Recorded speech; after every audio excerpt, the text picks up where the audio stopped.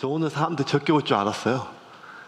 주일날 줄다리기 그 뭐라고 이렇게 막 줄다리기 가가지고 생떼를 쓰고 아마 병 났을 거야 아마 뛰고. 체육대 끝나면 항상 이게 병이 나더라고요. 병이 나고 그래가지고 아주 이 아줌마들이 평소 쌓였던 모든 얼굴을 막 그게 막 이렇게 그리고 또 그렇게 기다리던 밥솥 뭐 이런 것들은 주최측이 다 가져갔으니까 끝나고 나서 얼마나 속상했겠어요. 그러니까 체육대 힘들죠. 참 너무 이렇게 사람들 많이 와서 귀하고 재밌는 시간 가졌습니다. 그래가지고 근데 몸도 아프시고 뭐 이래도 휴일증이 좀 있지만 매년 꼭 해야겠어요.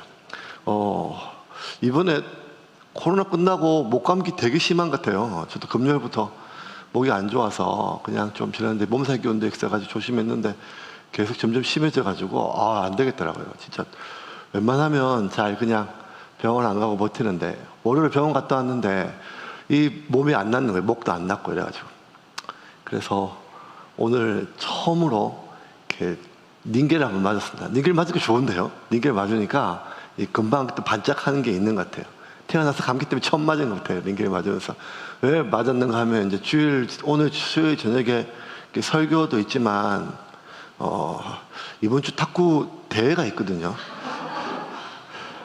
그래서 지금 막 그 모든 걸 지금 스케줄을 그거에 맞춰서 준비하고 있는데 너무 치명적인 지금 병에 걸려서 그동안 수고가 다 이렇게 땅에 떨어질 것 같은 어떤 불안감 속에 이 기도로 안 되더라고요. 그래서 오늘 의학의 빔을 좀 빌었습니다. 그래서 목이 좀 상해서 오늘 예배 끝나고는 그냥 따로 그냥 기도인도 안 될 테니까 개인적으로 같이 계속 기도하더라도 양해해 주시면 좋겠습니다. 그 탁구 시합이 뭐 어떻게 대단하겠냐 대회가 작년에 처음 나가봤잖아요. 나가봤는데 그날이 언젠가 하면 세움교회가 세우고 처음 임직 투표가 있는 전날이었어요. 얼마나 중요한 날이에요. 갈까 말까 고민하다 갔어요. 가서 이렇게 잘 등성장하고 이기다가 막판에 이렇게 이상한 사람하고 졌어요. 지금 하니까 질 수도 있죠. 이제 질 수도 있죠. 근데 너무너무 기분이 안 좋은 거예요.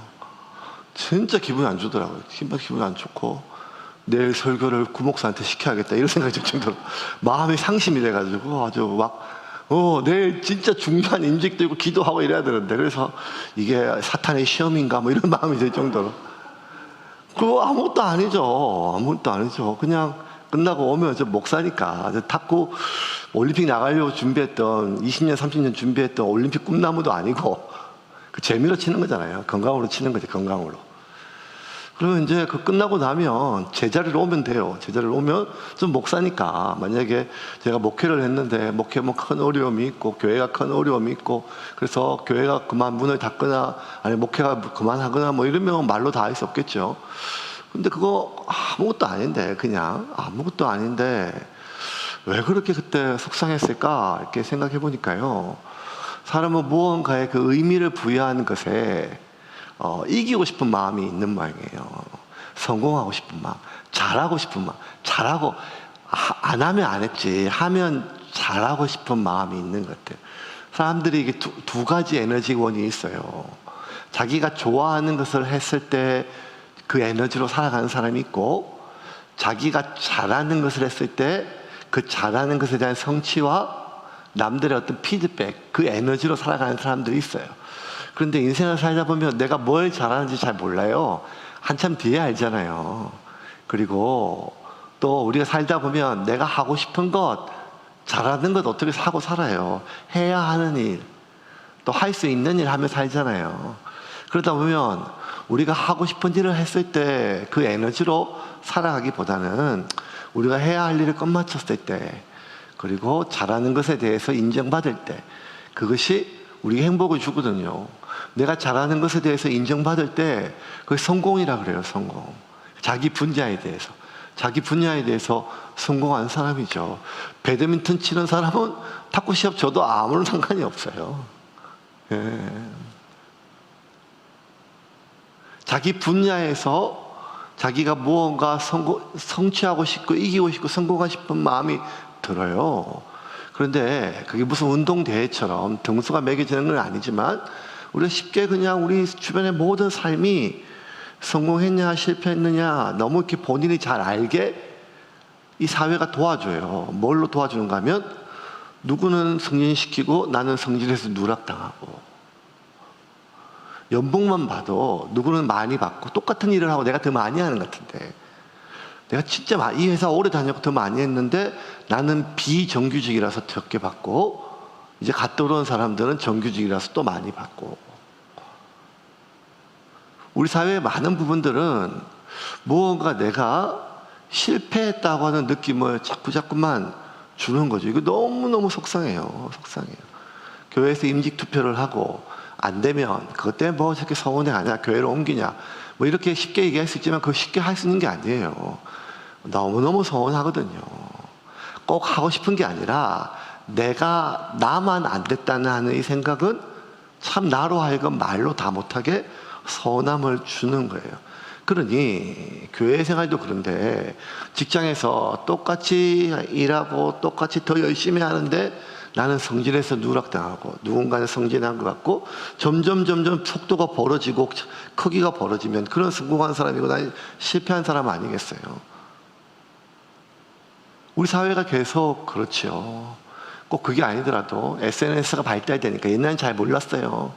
그냥 뭐 플랜카드도 돌아가지고 누구네 집 아들이 사법고시 붙었다 뭐 이런 것만 그래야 알죠. 근데 이제는 이 SNS가 발달돼 가지고요 다 자기를 알려요.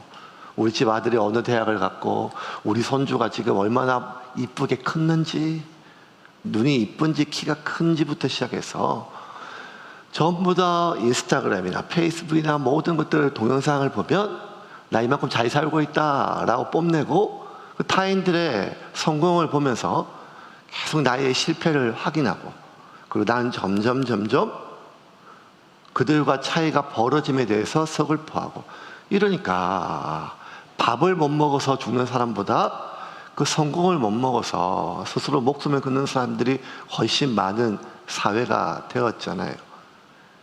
이거는 목사라도 마찬가지입니다. 교회를 개척하든 아니면 목회를 하든지 간에 끊임없이 내가 무언가 실패했다라고 느껴지는 것이 여러분 하나님 앞에서 마지막에 생각하고 대부분 사람들 앞에서예요.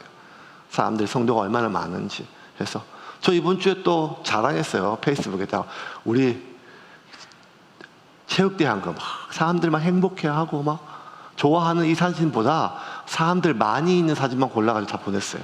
우리 이만큼 모였다 이렇게 개척교회 아니다 뭐 이렇게 하려고. 그걸 보면 그렇게 살지 말라고 설교했거든요, 제가 임직자들한테. 근데 갑자기 또 무슨 바람이 불었는지 월요일날 그러고 싶더라고요. 예, 시합에 나가야 되는데 감기가 걸려서 마음이 괴로워가지고 이렇게라도 복수하고 싶은 마음이 들더라고요. 그런데 우리 마음속에 자꾸만 그것이 자신의 영역 속에 내가 성공했냐 실패했냐, 실패자로 내가 삶을 마감한다는 것은 너무 힘든 일이에요. 고통스러운 일이에요. 그리고 우리가 하나님의 자녀로서 결국 우리가 하나님 앞에 나의 한 사람의 신앙인으로서 우리 참 잘하고 싶잖아요. 신앙인으로서 다른 성공이 아니라 잘 살고 싶고 하나님 보시기에 사람 보기에 우리가 가장 의미를 부여하는 것이 우리 신앙이니까요. 우리 삶이니까요. 그러면 신앙인으로서 성공한 삶이 무엇일까? 지난주에 이어서 계속 오늘 우리 요시아를 볼 것입니다. 요시아 마지막 죽음까지. 이스라엘의 그 1000년의 역사 가운데 3명의 어른, 다윗, 그리고 히스기야, 그리고 요시아. 요시아는 하나님 보시기에도 성공했고 사람들이 보기에도 성공했으며 역사가 평가하기에도 성공했어요. 그는 성공한 삶을 살았어요. 그러면 요시아가 어떻게 성공했는지 하나님 앞에서, 그 신앙 앞에서, 그의 인생 앞에서 그걸 한번 좀 살펴보려고 해요. 먼저 요시아는요 개혁에 성공을 했어요. 종교개혁이죠. 신앙의 개혁이에요. 근데 요시아는 한 번도 그것을 종교개혁, 신앙의 개혁이라 하지 않고 삶의 개혁이라 생각했어요. 왜냐하면 그의 삶과 그의 신앙은 분리된 게 아니니까요. 대부분의 왕들은 통치는 통치고 신앙은 신앙이었어요. 그래서 정치적 결단과 신앙적 결단 중에서 정치적 결단에게 있어서 더 유리하다면 신앙적 결단을 수그렸어요. 대부분이. 북이스라엘 18명, 남유다 20명 중에 17명이 그랬어요. 대부분이라는 거죠. 정치적으로 나한테 이익이 된다면 하나님 보시기에 이것이 죄라 할지라도 바알의 신상과 아세라의 신상과 온갖 산당들을 백성들에게 허락하고 같이 분양하고, 많은 왕들은 그 이스라엘 천년의 역사 동안 그 40명의 왕들, 대부분의 왕들은 그의 삶과 그의 신앙은 분리되었어요. 정치는 정치, 신앙은 신앙. 비즈니스는 비즈니스, 교회는 교회. 하나님 앞에 기도하고 선교하는 것은 그 선교, 하지만 먹고 사는 문제는 별개의 문제. 이 철저하게 나눠진 삶이 오늘 한국교회 병폐라고 얘기하고 세속화되었다 하지만 이건 한국교회만의 문제가 아니라 지난 수천 년간 하나님의 사람의 삶을 망가뜨리는 사탄의 집요한 공격이었죠. 그런데 요시아는 그거를 개혁했어요. 나쁜 일에 빠지지 않은 것도 대단한데, 나쁜 일에 온 세상이 나빠지고 온 세상이 썩어졌는데 온 세상이 썩어져가는 세상 속에서 유일하게 자신을 지키는 것만도 대단한데, 요시아는 자신을 지킬 뿐만 아니라 자신의 가장 소중한 것을 걸고 거꾸로 가는 세상을 바른 방향으로 돌리려고 평생 싸웠어요. 썩은 것을 도려내기 위해서 평생 싸웠어요. 내 삶에 썩은 것을 도려내는 것도 보통 어려운 일이 아닌데, 내가 아닌 타인과 온 세상 전부를 향해서 싸웠던 이 삶은 보통 어려운 게 아니죠. 히스기야와 요시아 이 두 명이 하나님 보시기에 다윗과 같은 마음이었고 또 하나 산당까지 없었다 그랬잖아요. 그런데 히스기야의 종교 개혁보다 요시아의 종교 개혁이 더 철두철미했고 처절했어요. 근데 그걸 성공적으로 했어요. 먼저 4절 한번 봅시다. 4절 같이 읽겠습니다. 왕이 대제사장 hil기야와 모든 부제사장들과 문을 지킨 자들에게 명령하여 바알과 아세라와 하늘의 1월 성신을 위하여 만든 모든 그릇들을 여호와의 성전에서 내다가 예루살렘 바깥 기드론 밭에서 불사르고 그것들의 재를 베델로 가져가게 하고. 자, 여러분, 성전이 너무 하나님 말씀을 들어보니까 이게 아니라, 그전까지는 괜찮았어요. 자기가 몰랐으니까요. 근데 하나님의 성소가 얼마나 성전이 거룩하고 그 성소와 지성소는 감히 대제사장조차 그 밟지 못하는 그 지성소, 성소, 온갖 우상들의 신상들과 그 신전들과 그리고 제사 드리고 분향하고 그 제기들이 하나님의 성전에 여호와 하나님께 분향 드리는 기명보다 이방 신상들에게, 이방 신에게 제사 드리는 그 제기들이 훨씬 더 차고 넘쳤어요. 그래서 성전 안에 있는 이방 신상들에게 드려지는 모든 제사의 제기들, 기명들을 다 불태우고 다 빻아버렸어요. 두 번째는 유다 전 지역에 왕들이 세웠던 산당의 제사장이 있어요. 여러분, 산당의 제사장은 성전 제사장이 아니에요. 성전 제사장은 여호와 하나님께 제사 드리기 위해서 세운 사람이고, 산당 제사장은 각각 그 산당이 모시는 신을 위한 제사장이에요. 바알신, 아세라신, 몰록신, 밀곰신, 다스곰, 수많은 이방 작신들 섬기는, 그걸 누가 임명했는가 하면 왕이 그렇게 임명을 했어요. 선대 왕들이요. 그런데 국가 공무원이죠. 요시야 왕이 그 모든 왕들이 임명했던 제사장들을 다 폐하고 그곳에 예배를 드리고 분향하던 사람들을 다 폐했어요. 6절 한번 보겠습니다. 5절 같이 읽겠습니다. 5절입니다. 옛적에 유다 왕들이 세워서 유다 모든 성읍과 예루살렘 주위의 산당들에서 분향하며 우상을 섬기게 한 제사장들을 폐하며 또 바알과 해와 달과 별대와 하늘의 모든 별에게 분향하는 자들을 폐하고. 제일 많은 게 바알 신상이었어요. 그 다음에 많은 게 뭔가 하면 아세라 신상인데, 기가 막히게 바알 신상은 성전에 없었는데 아세라 신상은 성전에 세웠잖아요. 자기 아버지 아몬이요. 아세라 신을 여신으로, 아내 신으로, 여호와 하나님을 남편 신으로, 바알같이 하나님을 전락시켰죠. 성경을 읽어보니까 이건 있을 수도 없는 거예요. 그래서 자세히 성전을 살펴봤더니 성전 안에 어떻게 이렇게 아세라 신상에, 이게 남자의 성기를 상징한 남근상이에요. 아세라상이. 이 엄란한 것들이, 이 악한 것이 어떻게 들어올 수 있느냐, 그걸 다 제거했어요. 그 성전을 살펴보니까요, 더 기가 막힌 건 뭔가 하면 아세라 신에게 분양하던 남창들이 있어요. 그 이방 신들은 성전 창기들이 있었잖아요. 이렇게 그 바알 같은 신경은 바알 신전에서 분양하러 온 이스라엘 사람들과 같이 몸을 섞었던 그 여사제들이 제사장인 거죠. 성전 창기처럼. 그런데 아세라 신은 여신이었기 때문에 남성 창기들이 있었고, 그 남성 창기들이요, 그 여호와의 성전에 제사 드리러 왔던 이스라엘 남성들과 그 엄란한 짓을 성전 안에서 했었어요. 그게 제사로. 그러니까 지금 우리가 생각하면, 아니 어떻게 이렇게까지 파괴되었는가, 무너졌는가. 우리가 어지러질지 모르지만 청소해보면 얼마나 더러운지 아는 것처럼 요시야가 하나하나 청소하다 보니까 이게 도저히 겪을 수가 없는 거예요. 가슴은 찢지만 통곡하면서 요시야가 성전에서 아세라 신상을 다 회파하고, 그 성전 아세라 신상에 있는 남창 창기들의 집을 다 허물었었어요. 6절과 7절 같이 읽겠습니다.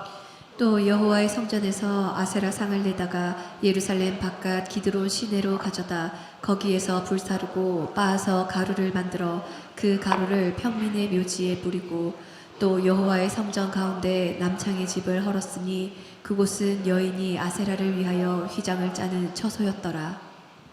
그러고 나서 자기 집안을 돌아봤더니 자기 할아버지가, 히스기야의 아들 자기 할아버지가 자기 아들을 산채로 이방신에게 태워서 인신제사를 드린 거예요. 그것 이후로 왕이, 그러니까 얼마나 많은 이스라엘 백성들이 정말 중요한 것이 있을 때, 소원이 있을 때 자식을 태워 드렸겠어요. 그래서 그 자식을 태워 드리는 도벳, 그 신전을요, 그 제사틀을요, 완전히 더럽게 하고 다 깨트렸습니다. 10절입니다. 같이 읽겠습니다. 왕이 또 흰놈의 아들 골짜기의 도벳을 더럽게 하여 어떤 사람도 몰록에게 드리기 위하여 자기의 자녀를 불로 지나가지 못하게 하고. 너무 많은 거예요. 너무 많은 거예요. 이걸 30년 동안 계속 했어요. 그러면서 유다 전역에 있는 바알과 아세라신 말고 다른 모든 일월 선신, 해와 달과 별 섬기는 모든 수많은 잡신들의 산당들과 기물들을 다 청소했어요. 유다 전체. 11절부터 14절입니다. 같이 읽겠습니다. 또 유다 여러 왕이 태양을 위하여 드린 말들을 제하여 버렸으니 이 말들은 여호와의 성전으로 들어가는 곳의 근처 넷이 나단멜렉의 집 곁에 있던 것이며, 또 태양 수레를 불사르고 유다 여러 왕이 아하스의 다락 지붕에 세운 제단들과 므낫세가 여호와의 성전 두 마당에 세운 제단들을 왕이 다 헐고 거기서 빻아 내려서 그것들의 가루를 기드론 시내에 쏟아 버리고, 또 예루살렘 앞 멸망의 산 오른쪽에 세운 산당들을 왕이 더럽게 하였으니 이는 옛적에 이스라엘 왕 솔로몬이 시돈 사람의 가증한 아스다롯과 모압 사람의 가증한 그모스와 암몬 자손의 가증한 밀곰을 위하여 세웠던 것이며, 왕이 또 석상들을 깨뜨리며 아세라 목상들을 짓고 사람의 해골로 그곳에 채웠더라.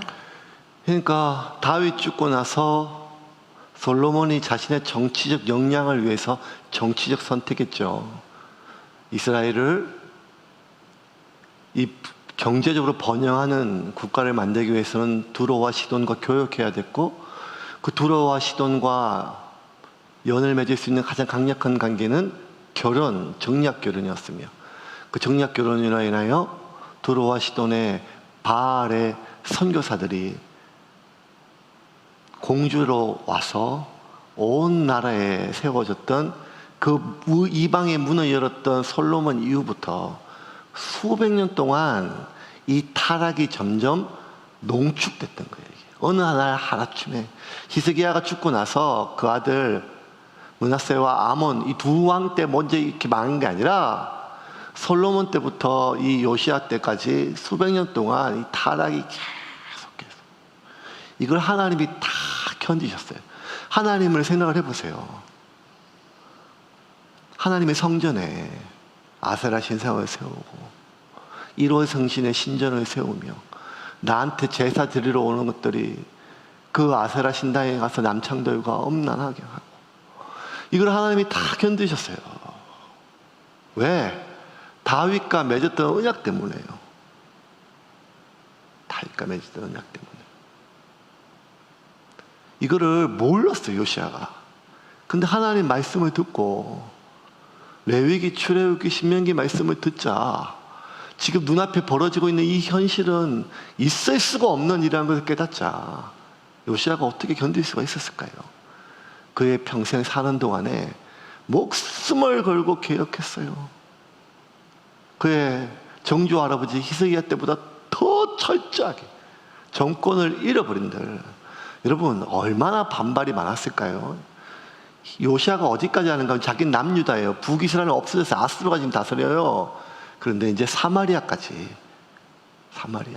북이스라엘의 수도였던 사마리아까지 이방 신상들의 모든 것들을 다 제거하기 시작해요. 자신의 영향을 뛰어넘는 일이에요.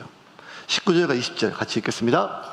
전에 이스라엘 여러 왕이 사마리아 각 성읍에 지어서 여호와를 경노하게 한 산당을 요시야가 다 제거하되 베델에서 행한 모든 일대로 행하고 또 거기 있는 산당의 제사장들을 다 제단 위에서 죽이고 사람의 해골을 제단 위에서 불사르고 예루살렘으로 돌아왔더라.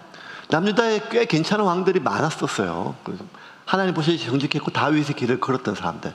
그랬던 사람들조차도 왜 산당을 제거하지 못했는가 하면 정권을 잃으니까요. 이스라엘은 그냥 국가 자체가 종교 자체이기 때문에 모든 산당은 가장 중요한 종교 시설이자 산업 시설이에요. 경제적으로. 거기서 수십 년, 수백 년 동안 기생했던 기득권들이 얼마나 많겠어요. 이 사람들이 목숨을 걸고 싸우지 않겠어요.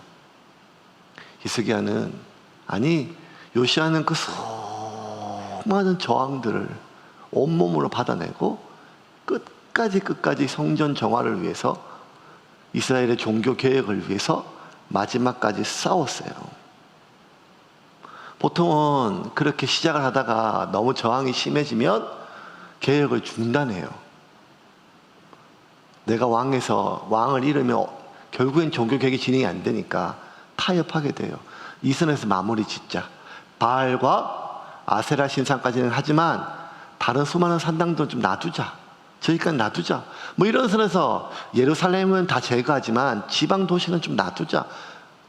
그렇게 중간에 멈추거나 타협하지만 요시야는 어떠한 저항이 있다 할지라도 마지막 순간까지 그 개혁을 계속 진행했어요. 그리고 이 개혁이 성공했어요. 이런 요시야의 목숨을 건 그 영혼을 건 개혁, 그 평생의 싸움 31년 동안 다스렸거든요. 그 개혁의 결과가 어떻게 되었을까요? 요시야는 성공한 왕이 되었어요. 이스라엘 역사 가운데 가장 개혁을 단행했던 왕이었어요. 철저하게. 그런데 그가 그 개혁을 성공시켰어요. 어느 정도인가 하면 출애굽 이후로 유월절을 사람들이 못 지켰어요. 이스라엘 어떤 왕도 유월절을 잘 못 지켰어요. 그런데 요시야가 이제 이 전 이스라엘이 유월절을 지키기 위해서 명하고 유월절을 지켜요. 이거는 역대 어떤 왕도 행하지 못한 왕이에요. 다윗조차도요. 21절과 23절 같이 읽겠습니다. 왕이 뭇 백성에게 명령하여 이르되 이 언약책에 기록된 대로 너희의 하나님 여호와를 위하여 유월절을 지키라 하매 사사가 이스라엘을 다스리던 시대부터 이스라엘 여러 왕의 시대와 유다 여러 왕의 시대에 이렇게 유월절을 지킬 일이 없었더니 요시야 왕 18째 해에 예루살렘에서 여호와 앞에 이 유월절을 지켰더라. 출애굽 이후로 하나님께 유월절을 명령하고 800년, 900년이 지나서야 요시야 때 처음으로 유월절이 생기죠. 하나님의 명령. 하나님 보시기 얼마나 기뻤을까요? 그 누구도 못했, 다윗도 하지 못했던 일을 요시야가 단행해요. 왜? 무엇 때문에? 말씀에 있으니까요. 말씀대로.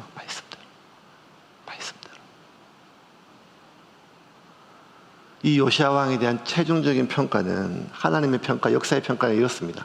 24절과 25절입니다. 같이 읽겠습니다. 요시야가 또 유다 땅과 예루살렘에 보이는 신접한 자와 점쟁이와 드라빔과 우상과 모든 가증한 것을 다 제거하였으니 이는 대제사장 hil기야가 여호와의 성전에서 발견한 책에 기록된 율법의 말씀을 이루려 함이라. 요시야와 같이 마음을 다하며 뜻을 다하며 힘을 다하여 모세의 모든 율법을 따라 여호와께로 돌이킨 왕은 요시야 전에도 없었고 후에도 그와 같은 자가 없었더라. 자기 혼자 돌이키기도 어려운데 모든 사람을 글로 돌이키려고 애쓰고 성공한 사람은 요시야밖에 없다는 거예요. 이게 요시야에 대한 최고의 평가예요. 11개에 나오는 수많은 왕들 중에. 그럼 요시야는 성공한 인생입니까? 실패한 인생입니까? 이게 중요해요. 요시야는 하나님 보시기에, 이스라엘 국민들 보기에, 역사가 보기에 성공한 삶이었어요. 그런데 요시야의 마지막 여정들을 보면 요시야가 왜 이런, 그의 마지막 말로는 왜 이렇게 됐을까 하는 의문이 들어요. 요시야의 마지막 최후는요, 비참한 최후예요. 하나님을 위하여 애국과 전쟁터로 나갔다가 살해당해요. 29절과 30절입니다. 같이 읽겠습니다. 요시야 당시에 애굽의 왕 바로 느고가 아수르 왕을 치고자 하여 유브라데 강으로 올라가므로 요시야 왕이 맞서 나갔더니 애굽 왕이 요시야를 무기토에서 만났을 때에 죽인지라. 신복들이 그의 시체를 병거에 싣고 무기토에서 예루살렘으로 돌아와 그의 무덤에 장사하니 백성들이 요시야의 아들 여호아하스를 데려다가 그에게 기름을 붓고 그의 아버지를 대신하여 왕으로 삼았더라. 이제 하나님의 속내는 정말 모르겠어요. 요시야는 비참한, 개인적으로 그의 인생의 마지막은 비참함이에요. 전쟁에서 패한 왕이니까 실패한 왕이고 살해당했어요. 왕궁에서 편히 죽는 게 아니라 객사했고 비명 행사했죠. 그의 시신은 난도질 당했고. 그의 마지막은 너무 비참했어요. 더군다나 요시야가 일평생 30년 동안 목숨까지 걸고 그의 왕조까지 걸고 종교 개혁을 단행한 이유는 뭔가 하면 유다의 멸망을 막기 위함이에요. 하나님 말씀을 다 듣고 보니까 지금 유다의 모든 상태는 오늘 망해도 소돔과 고모라처럼 하늘에서 불벼락이 내려도 하나도 이성하지 않는 거예요. 그래서 마지막 순간까지 최선을 다해서 유다의 멸망을 막기 위해서 자신의 전생에 자신의 왕조, 정치적 생명, 수많은 그 저항들과 자기가 나쁜 인간이 됐던 수많은 어떤 원한과 불평을 듣고서도 그걸 진행했어요. 왜? 하나요. 내가 나쁜 사람이 돼도, 내가 정치적으로 실패한 왕이 돼도, 내가 내 왕권을 잃어도 내가 해야 될 건 뭔가 하면 이 나라의 멸망을 막는 거예요. 이 백성들이 멸망당하는 걸 막아야 돼요. 그런데 요시야가 평생을 다해서 종교교육에 성공했는데 결과적으로 어떻게 되는가 하면 유다는 망해요. 요시야가 죽고 몇 명의 왕이 거친 뒤에 바벨론에 의해서 철저하게 성전마저 돌 위에 돌 하나 남지 않고 철저하게 파괴되고 역사 속에 이스라엘은 사라지게 돼요. 그러면 여러분, 요시야가 봤을 때 자기가 끝까지 막으려고 했던 것, 개인적으로는 자신의 노후죠, 삶. 못 막았어요. 비참한 최후를요. 평생 그의 삶의 목표는 이스라엘 멸망을 막는 거예요. 근데 못 막았어요. 그러면 요시아는 실패한 인생이에요? 성공한 인생일까요? 물론 한 사람의 인생을 그냥 성공, 실패 둘로 나눌 수는 없고 굉장히 복잡, 다단한 삶의 많은 모습이 있겠지만, 아니 요시아마저 이렇게 된다면 우리가 뭘 바라보고 신앙생활 할 수 있겠어요?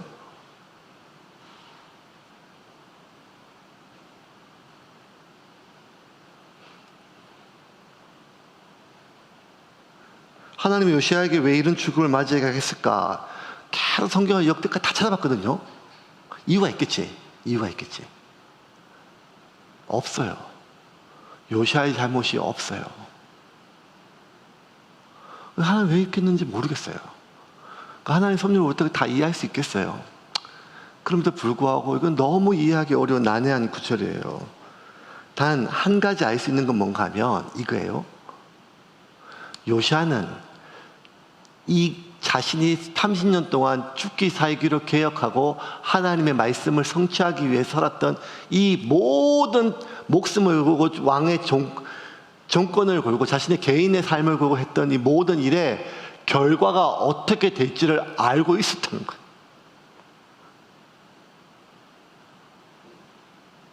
그런데도 요시아는 이 길을 갔단 말이에요. 이 모든, 아무리 내가 해도 이스라엘의 남유다의 멸망을 막을 수 없다는 것을 요시아가 알았어요.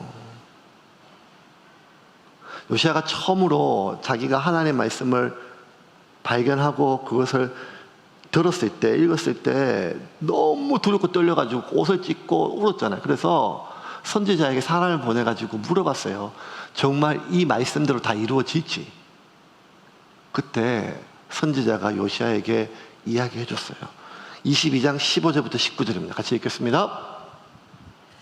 홀다가 그들에게 이르되 이스라엘 하나님 여호와의 말씀이 너희는 너희를 내게 보낸 사람에게 말하기를 여호와의 말씀이 내가 이곳과 그 주민에게 재앙을 내리되 곧 유다 왕이 읽은 책의 모든 말대로 하리니 이는 이 백성이 나를 버리고 다른 신에게 분향하며 그들의 손의 모든 행위로 나를 경노하게 하였음이라. 그러므로 내가 이곳을 향하여 내린 진노가 꺼지지 아니하리라 하라 하셨느니라. 너희를 보내 여호와께 묻게 한 유다 왕에게는 너희가 이렇게 말하라. 이스라엘의 하나님 여호와가 이같이 말씀하셨느니라. 내가 들은 말들에 대하여는 내가 이곳과 그 주민에게 대하여 빈터가 되고 저주가 되리라 한 말을 내가 듣고 마음이 부드러워져서 여호와 앞 곧 내 앞에서 겸비하여 옷을 찢고 통곡하였으므로 나도 내 말을 들었노라. 여호와가 말하였느니라. 성경 말씀을 읽고 가장 먼저 한 것은 선지자에게 이 말씀을 전한 거예요. 이 말씀대로 임할 것인가? 돌아온 사실은 결국 남유다는 멸망당한다는 거예요. 왜? 선대왕의 죄가 너무 가득 차서 이제 더 이상 막을 수 없다는 거예요. 25절에 아까 24절하고 25절 보면 25절에 요시아 왕 같은 이런 왕은 하나님께 모든 사람을 되돌릴 왕은 그 전에도 그 후에도 없었다라고 평가 끝이 나요. 그러고 나서 26절에 뭐라고 기록됐는가 하면 이게 참 서글픈 말씀이에요. 26절 27절 한번 볼까요? 26절 27절 말씀 같이. 그러나 25절까지가 요시아에 대한 평가예요. 요시아와 같은 왕은 전에도 없었고 후에도 없었다는 거예요. 모든 백성들을 하나님께 돌이킨 왕은. 그러나 여호와께서 유다를 향하신 내리신 그 크게 타오르는 진노를 돌이키지 아니하셨으니 이는 므낫세가 여호와를 경노하게 한 그 모든 경노 때문. 자기 할아버지 여호와께서 이르시되 내가 이스라엘을 물리친 것 같이 북이스라엘 물리친 것처럼 유다도 내 앞에서 물리치며 내가 택한 이 성 예루살렘과 내 이름을 거기에 두리라 한 이 성전을 버리리라. 그 하나님의 공의는 너무 무서워요. 얼마나 회개했겠어요. 그리고 이걸 돌이키려고 목숨 바쳐 싸웠어요. 그래서 성공했어요. 돌이켰어요. 하지만 그 거대한 하나님의 섭리를 바꾸지를 못했어요. 그리고 자기가 바꿀 수 없다는 것을 요시아는 종교개혁을 시작할 처음부터 알았어요. 자기가 아무리 애를 써도 예루살렘에 대한, 유다에 대한 하나님의 심판은 막을 수가 없다는 거예요. 여선지자 훌다에게 이 말씀을 들었던 그날, 성전에서 발견된 성경 말씀을 처음 보고, 그리고 나서 그에 대한 선지자의 하나님의 뜻을 전해들었던 그날, 요시아는 어떤 생각을 할까요? 어떤 마음이 들었을까요? 내가 뭘 해야 되지? 그렇게 한들 이게 무슨 소용이 있을까? 결국 심판은 막을 수 없고 내 개인적인 비참한 최후도 막을 수가 없는데. 그런데 요시아는 자기가 아무리 애를 써도 자기가 살아있는 현 세대에 그 대가를, 그 하나님의 보상이 전혀 없음을 알고서도 요시아는 자기가 가야 할 길을 갔어요. 자기가 아무리 애를 쓰고 돌이켜도 이스라엘의 멸망을 막을 수 없다는 것을 알았음에도 마지막 순간까지 이스라엘의 멸망을 막기 위해서, 늦추기 위해서 하나님 앞에, 백성들 앞에 자기 인생에서 최선을 다해 살았어요. 이제 좀 말씀을 정리해 봅시다. 오늘 본문은 이게 되게 중요해요. 왜냐하면 이게 마지막 때를 살아가는 성도들의 자세란 말이에요. 세상은 더 악해질 거예요. 그래서 하나님께서 정하신 역사의 섭리예요. 마지막 때라는 것은 예수님이 오셔서 이 땅을 심판하러 오시잖아요. 심판주로. 노아의 때와 같이, 소돔과 고모라와 같이 더 이상 용납할 수 없는 그 마지막 시점 속에 예수님은 이 땅에 오세요. 그리고 많은 사람들이 지난 2000년 동안 내가 살아있는 동안에 예수님을 재림을 보겠다고 하지만 지금 이 시대만큼 그 타락함에, 오늘 우리가 성전 안에 있었던 그 온갖 더럽고 참혹한 참상처럼 오늘날 교회의 이름으로 행해지는 수많은 죄악들과 성도와 목회자의 이름으로 행해지는 수많은 범죄들 속에 더 이상 요시아가 행해졌던 성전의 정화처럼 이제는 교회는 자생 능력을 잃어버렸다고 말할 만큼 이렇게 참혹한 시대를 살아가고 있는 우리가 애를 쓰고, 나 자신이라도 그렇게 하지 말자, 우리 교회라도 그렇게 하지 말자, 어떻게라도 이 죄악이 퍼져가는 걸 막고 하나님께 돌이키라, 그렇게 애를 쓴다 한들 예수님 말씀하셨어요. 세상은 더 악해질 것이다. 사람들은 너희의 말을 따르는 것이 아니라 너희들을 핍박할 것이다. 아니, 아직 반대다. 마지막 때 믿는 자를 보겠느냐. 그럼 우리는 산속에 들어가서 우리만 구원받기를 위한 휴거를 기다려야 될까요? 어차피 세상 흘렀으니까 우리라도 이 지옥불에서 휴거되고 그걸 바랄까요? 그게 아니라는 것입니다. 요시아가 했던 그 결단처럼 우리가 아무리 애를 써도 교회는 변화가 없고, 우리가 아무리 노력을 해도 정말 이 세상은 점점 더 악해져 가는데, 내가 이렇게 기도하는 것이 무슨 의미가 있고, 또 하나의 교회가 하나 더 생기는 것이 무슨 의미가 있으며, 사람을 길러내는 것이 무슨 의미가 있겠느냐. 마지막 때에 결혼 안 한 사람이 더 복되고, 마지막 때에 아이 없는 부모가 훨씬 더 복된 것처럼 이 마지막에 무언가 회복하고 고치려고 하는 이 모든 것들이 무슨 소용이 있겠느냐 하는 마음이 동일도 우리 안에 들지만, 여러분, 우리는 우리가 가야 할 길을 가야 된다는 거예요. 내가 남들 눈에 실패하고 내가 비참한 최후를 맞는다 할지라도 그게 하나님의 섭리라면 그게 선한 거예요. 하나님의 섭리라.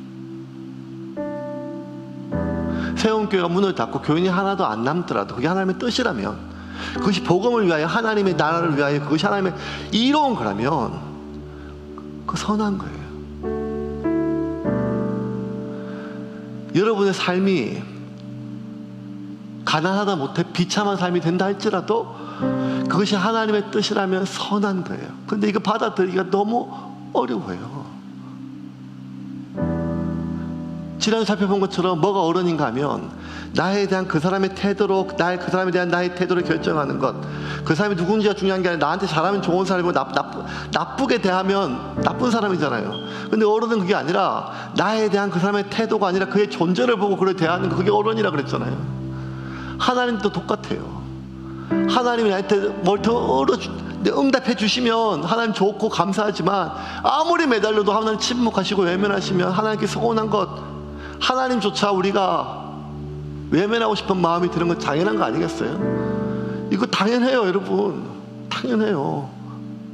성도들 검사 받으러 갈 때마다 지금도 항암 받고 있는 자매들이 있는데 병원에서 어떤 소식 듣고 들어오면, 나쁜 소식 갖고 오면 제가 뭐 미안한 건 둘째치고 하나님께 말도 못하게 서운해요. 하나님 앞에. 아니, 하나님 왜요? 이렇게 지금 몸부림치고 하나님 앞에 올바로 살아가려고 몸부림치고 있는 사람한테 왜 그러십니까? 아니 진짜 거지 같은 인간들 저렇게 잘 괜찮게 살아가는데 하나님 왜 그러십니까? 이런 마음이 하나님 앞에 말도 다 했으면 서운함이 들어요. 그냥 그게 하나님의 뜻이라면 서운합니다 이런 말 절대 안 나와요. 근데 저는 제 3자잖아요. 본인은 오죽하겠어요. 본인은 오죽하겠어요. 내가 비참하게 최후가 되고 내가 망하고 내가 실패자가 된다 할지라도 그것이 하나님의 섭리라면 그것은 선합니다. 이렇게 얘기할 수 있는 사람이 하나님 보시기에 마음이 합한 자라는 거예요. 그리고 공교롭게 유다에서 이스라엘 40명의 왕 중에 하나님이 택했던 이스라엘 참된 어른 3명 다 그의 삶에 이런 고백이 있었어요. 요시아의 오늘 고백이 있었고, 히스기야 왕도 바벨론에서 사신들에게 자신의 모든 성전들을 보여줬을 때 이사야가 와가지고 왜 보내줬냐, 결국 당신들의 자손은 바벨론의 환관으로 잡혀가고 이스라엘은 멸망당할 것이다 했을 때 히스기야가 했던 말이 이 말입니다. 한번 볼까요? 히스기야 이르되 여호와의 말씀을 들으소서. 여호와의 말씀의 날이 왕국의 모든 것과 왕의 조상들이 오늘까지 쌓아둔 것을 바벨론으로 옮긴 바 되고 하나도 남지 아니할 것이요, 또 왕의 몸에서 날 아들 중에 사로잡혀 바벨론의 황궁에 환관이 되리라 하셨사오니 하니 히스기야가 이사야에게 전하되 당신이 전한 바 여호와의 말씀은 선합니다. 내가 살아있을 때 그 꼴을 안 봐서 선합니다 그 뜻도 있어요. 그런데 그게 하나님의 뜻이라면 선하다는 거예요. 히스기야가. 다윗도 마찬가지예요. 압살롬이 반역을 일으키고 자기를 따르던 수많은 사람들이 자기를 반역했을 때 그 피난 국렬에 사울 왕의 베냐민 지파의 족속이었던 시바가 와서 막 저주할 때 다윗의 군대 장관 아비새가 그를 죽이려 했을 때 다윗이 그를 멈추고 그러지 마라. 내 아들도 나를 죽이려고 하는 판에 그는 오죽하겠냐. 이것 다 하나님이 허락하지 않으면 있을 수가 없는 일이다. 그러니 그에게 손대지 마라. 만일 때가 지나서 하나님이 이런 나의 마음을 보시고 이 원통함을 들어주신다면 그게 하나님의 선하신 뜻일 것이다. 혹시라도 그 뜻을 들어주지 않는다 할지라도, 내가 이 비참한 최후를 맞는다 할지라도 그것이 하나님의 뜻이라면 그 선하다고 그랬어요. 선하다. 이게 하나님 자녀가 취해야 될 마지막 태도입니다. 그리고 사랑하는 여러분, 오늘 다시 한번 하나님 앞에 성공이 무엇인지 우리 인생의 자리 속에 돌아갑시다. 결코 현실 가능성이 하나도 없고 그냥 너무 이상적인 말씀처럼 보이지만 이게 하나님이 오늘 우리에게 말씀을 통해서 원하시는 거예요. 무엇이 성공인가? 그것은 우리가 있어야 될 자리에 있는 것입니다. 내가 있고 싶은 자리가 아니라, 그것이 실패의 자리라도, 그것이 파멸의 자리라도, 그것이 하나님의 섭리 안에 있는 나의 자리라면 하나님, 그것은 선합니다 하고 그렇게 받아들일 수 있도록 몸부림치는 저와 여러분이 되기를 주님의 이름으로 축원합니다. 그것이 정말 어른입니다. 그것이 믿음의 사람입니다.